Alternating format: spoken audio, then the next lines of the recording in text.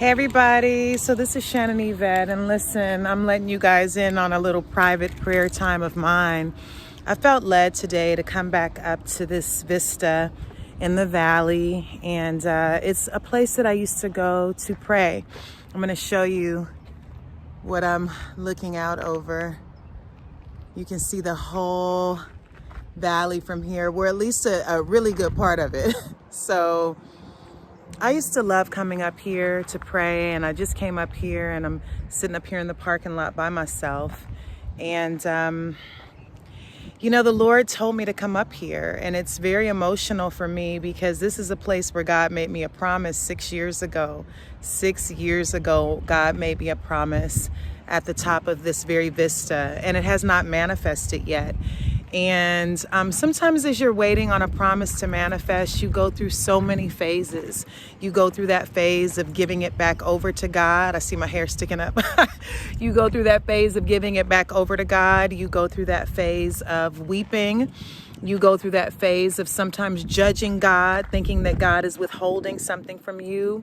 You can go through the phase of just becoming cynical and hardening your heart and just not wanting to want it anymore. You can go through a phase of extreme faith, and then God, whenever you do it, you do it. And then you can find yourself weeping 2 days after that. Like, when are you going to do it? There's so many things that we go through in this faith walk. And, I count it all joy. I count it all joy because as we're tested in the waiting process, man, does it develop us. It develops our perseverance. It develops our strength. It develops our confidence and our faith in God. But listen, the beautiful thing is that it's any day now. It's any day now. And listen, I don't take this lightly. When I say this is something God made me a promise about 6 years ago, and he drove me up to this vista. He instructed me to come up here after I got my nails did. He instructed me to come up here and ask again. And I was reminded of the widow and Luke, the Gospels of Luke, when Jesus tells this parable about humility and persistence in prayer. There are times that Jesus tells us don't repeat prayers over and over again because God heard us the first time, right? So he says it's vanity to keep repeating a prayer over and over again. But there are times that we are supposed to persist. And there's seasons that God gives us rest and we don't want to pray about it. And then there's this quickening like we're feeling right now. So many of us are feeling this quickening in the spirit. And I heard the Lord say, just like he said in Luke, it's coming swiftly. It's coming swiftly.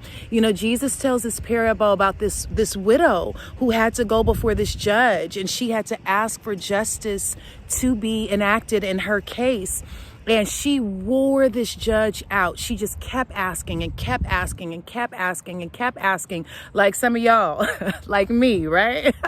We have worn out the throne room. We have worn out our prayer closet. We have cried many tears because something locked in our spirits, and we know that we heard what we heard, and it resonated in our spirits as truth. And so we just haven't been able to let it go. We've let it go, but then we've come back to it, or we've let it go and then we've come back to it, and it won't leave us because it is a promise from God.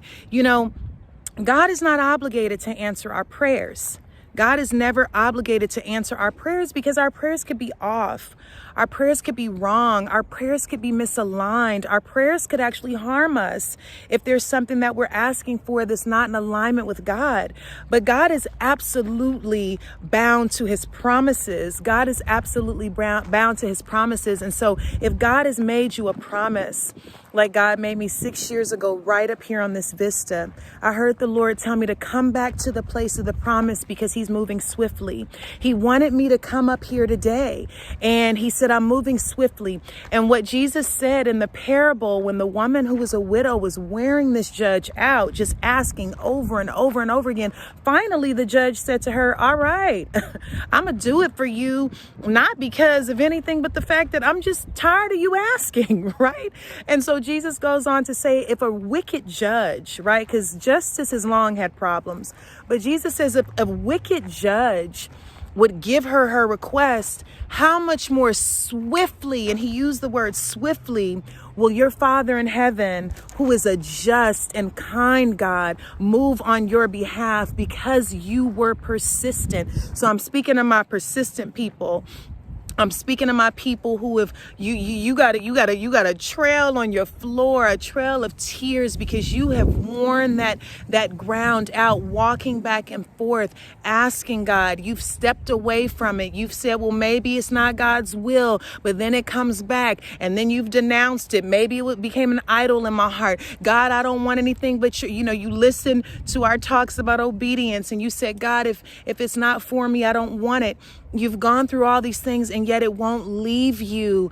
God told me any day now, any day now, any day now. It's swiftly. And God knows my heart. And he knows the healing that I've had to go through with actually releasing desires. He knows your heart. He knows the healing that you've had to go through when you've wanted and waited for something, and he's taught you that discipline, and he's taught you that perseverance. God is not playing games with the hearts of his people, but I hear him saying any day now, it will come swiftly. It will come swiftly. His word will not return void. God is not obligated to my prayers because my prayers can be misaligned. My prayers can be based on things that I want that have nothing to do with the purpose and plan of God for my life. God is absolutely bound to his promises. God is bound to his promises. And so if God has made you a promise, and you know it's a promise because it won't leave you, you know it's a promise because it seems impossible. It seems like something that will not happen unless God does it. You know it's a promise because even after you've released it, even after you've surrendered it, even after you've said, I don't even care about it anymore, Lord, you can just take it. You've humbled yourself before God. It keeps coming back. The promises of God never return void. And Jesus said, if a wicked judge would answer this widow because she wore him out, she kept asking, how much more will God, who is the true and righteous judge, who will bring things into balance, who will balance the scales, how much more will our God move swiftly on our behalf?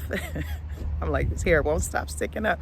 Amen. How much more will our God move swiftly on our behalf? So I'm going to sit here. I'm going to go back to my car and I'm going to sit here and continue to listen to God. But I just had to say that because I heard any day now, and it won't leave me. So if God has made you a promise, just know that he's not a man who would lie. God is going to keep his word and his promise with you. And God is saying that I'm not a man. I will not delay. When the time comes, nothing can stop the move of God, and it will come swiftly. It will come suddenly. It's like you waited all this time and then boom, it's here. It's like you had all of this time that it was just nothing, and then boom, it's here. Any day now, God is moving swiftly on your behalf. Amen. God bless you guys. I'll see you soon. Bye.